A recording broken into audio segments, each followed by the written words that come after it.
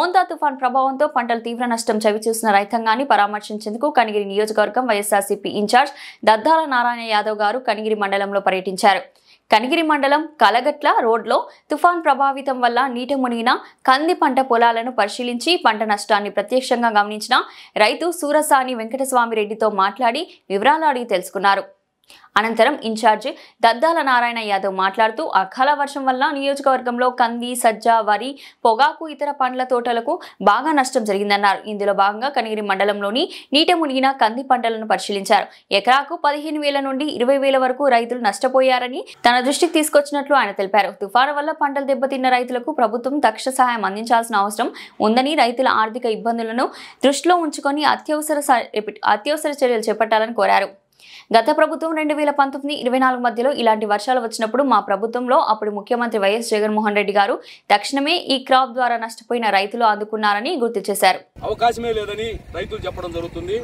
దాదాపుగా 15 నుంచి 20,000 రూపాయల వరకు ఒక ఎకరా కావడం జరిగిందని రైతులు చెప్పడం జరుగుతుంది. అయితే ప్రభుత్వం వెంటనే 2019 నుంచి 24లో జగన్మోహన్ రెడ్డి గారు అధికారంలో ఉన్నప్పుడు ఇలాంటిది 2022లో ఒకసారి అకాల వర్షం రావడం జరిగింది.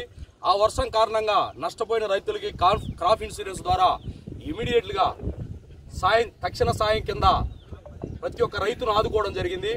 ఈ రోజు కూడా ఈ కూటమి ప్రభుత్వం ఖచ్చితంగా రైతులను ఆదుకోవాలని మేము ప్రతిపక్షంగా పోరాటం చేస్తున్నాము.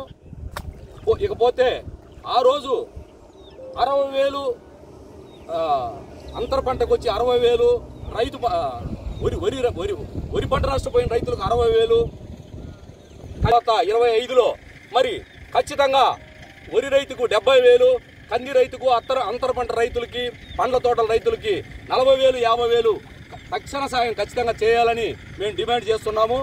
కాబట్టి జగన్మోహన్ రెడ్డి గారు ఆ రోజు చేసినటువంటి మా హయాంలో చేసినటువంటి స్కూల్స్, నాడు నేడు ద్వారా కట్టించినటువంటి స్కూళ్ళల్లో రైతుల్ని మన